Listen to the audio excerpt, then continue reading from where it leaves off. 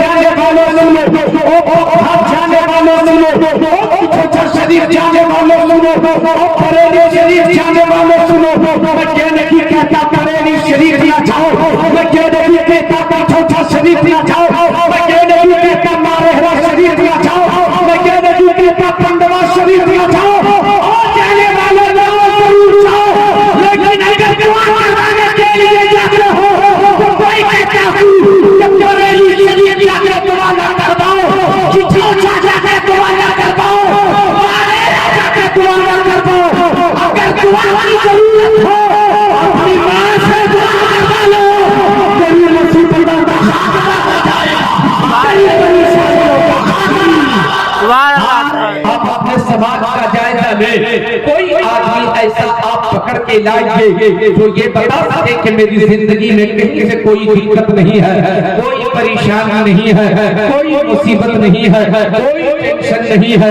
میں تو کہتا ہوں جو نوٹوں پہ گدوں پہ سو رہا ہے، نوٹوں کے گدوں پہ جو سو رہا ہے وہ بھی ٹینشن کی زندگی جی رہا ہے، جو ہوائی جہاز سے سفر کر رہا ہے وہ بھی ٹینشن کی زندگی جی رہا ہے۔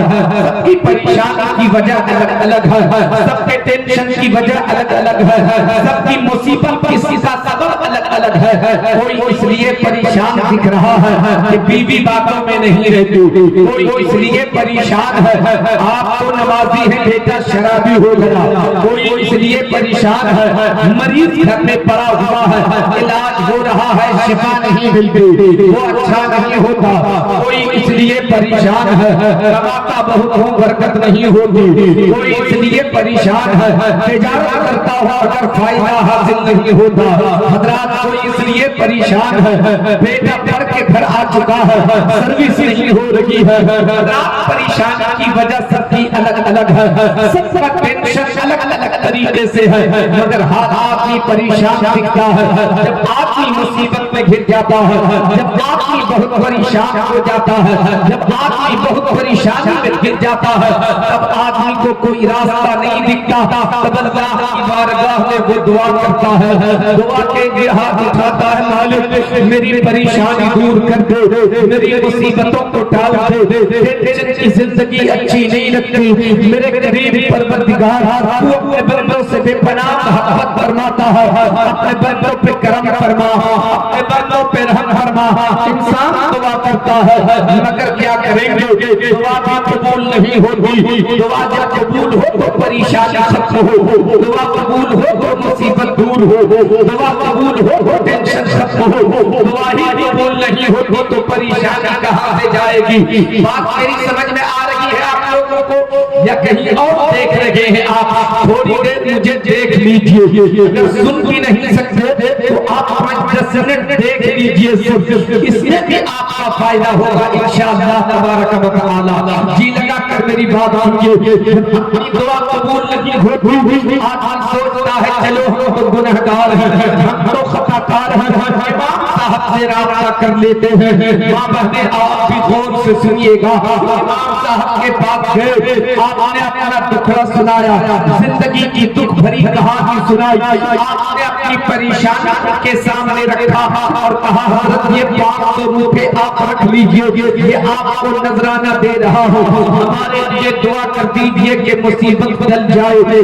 پریشانی ختم ہو جائے، ٹینشن ختم ہو جائے، خوشحال زندگی گزارا جائے گا۔ امام صاحب نے نذرانہ لیا، آپ کے لیے دعا کر دیا، آپ نے دعا کروا لی، آپ مطمئن ہو گئے، گھر چلے آتے ہیں، اب انتظار آپ کو اس بات کا ہے، امام صاحب نے دعا کیا ہے، اب پریشانی ختم ہوگی، اب مصیبت دور ہوگی، اب ٹینشن ختم ہوگا۔ ایک ہفتہ گزر گیا پریشانی ختم نہیں ہوگی، 10 روز گزرے پریشانی اب بھی موجود ہے، 1 مہینہ گزرا پریشانی اب بھی موجود ہے، 2 مہینے گزرے پریشانی اب بھی موجود ہے، 6 مہینے گزر گئے پریشانی اب بھی موجود ہے۔ آپ نے یہ تصور کیا لگتا ہے کہ امام صاحب نے جو دعا کیا نا تو وہ بھی دعا قبول نہیں ہوئی۔ میں آپ سے کہنا چاہتا ہوں خبردار خبردار، یہ کبھی نہ بولنا کہ امام صاحب کی دعا قبول نہ ہوئی، امام کی دعا قبول ہو گئی ہے، لیکن تیرے کردار اتنے گھنونے ہو چکے ہیں، تیری نیت اتنی خراب ہو چکی ہے، تیرا کریکٹر اتنا گر چکا ہے کہ امام کی بھی دعا تیرے حق قبول نہیں ہو رہی ہے. آپ پریشان ہو گئے. آپ نے سوچا چلو امام صاحب کا مسئلہ تو حل ہو گیا, اپنے پیر سے جا کے ملتے ہیں اور پیر صاحب سے دعا کرواتے ہیں. پیر صاحب سے دعا کر دیا تو پریشانی ختم ہو جائے گی, مصیبت ٹل جائے گی, مصیبت ٹل جائے گی. اب آپ کا پیر بھی چھوچا میں ہے, کسی کا پیر بریلی میں ہے, کسی کا پیر مارہرا میں ہے, کسی کا پیر بدایہ شریف میں ہے, کسی کا پیر مارہرا شریف میں ہے, کسی کا پیر بریلی شریف میں ہے, کسی کا پیر چھوچا شریف میں ہے, کسی کا پیر پٹنہ شریف میں ہے, کسی کا پیر اجمیر شریف میں ہے. ہر آدمی اپنے طور پر ٹکٹ بنواتا ہے, اپنے اپنے پیر کی خدمت میں پہنچتا ہے. پیر کی خدمت میں پہنچا, 1100 روپے نذرانے پیش کیا, عرض کیا حضور, دکھ بھری کہانی سنایا, رو رو کے گڑا کے اپنی پریشانی آپ نے دکھایا اور کہا حضرت رب تو دعا فرما دیجیے. مرید بڑا مصیبت میں ہے, مرید بڑا پریشان ہے, بڑی الجھن میں پھنسا ہوا ہے, حضرت دعا فرما دیجیے. آپ گئے اپنے پیر کی خدمت میں, آپ نے دعا کروا دیا.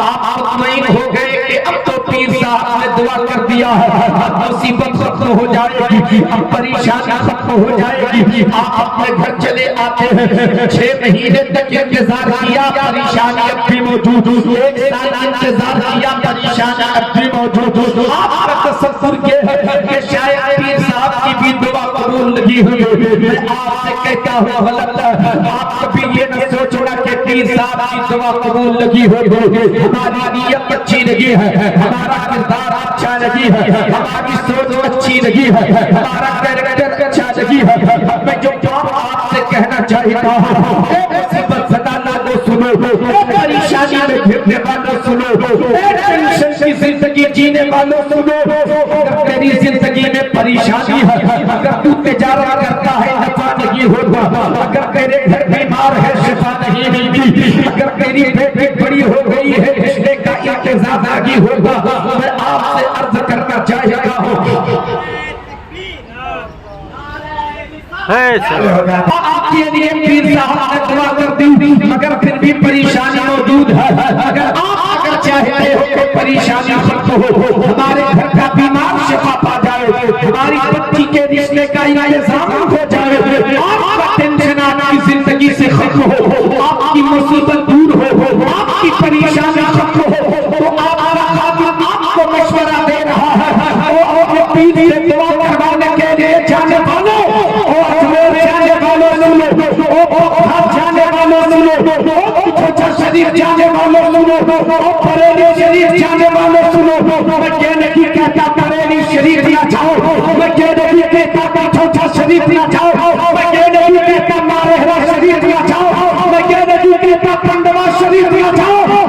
جانے والوں ضرور جاؤ, لیکن اگر دعا کروانے کے لیے جاتے ہو تو کوئی کہتا ہوں کہ بریلی شریف جا کے دعا نہ کرواؤ, چھوٹا جا کے دعا نہ کرواؤ, مارہرا جا کے دعا نہ کرواؤ. اگر دعا کی ضرورت ہو اپنی ماں سے دعا کروا لو, تیری مصیبت کا خاتمہ ہو جائے گا, تیری پریشانیوں کا خاتمہ.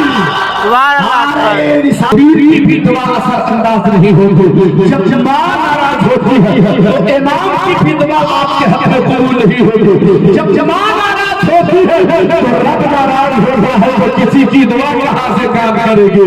دعا کروانا ہو تو اپنی ماں سے دعا کروا لو. اس لیے کہ جب ماں اپنے بیٹے کو دیکھ کر مسکراتی ہے, بیٹے کا مقدر مسکراتا ہے, بیٹے کی تقدیر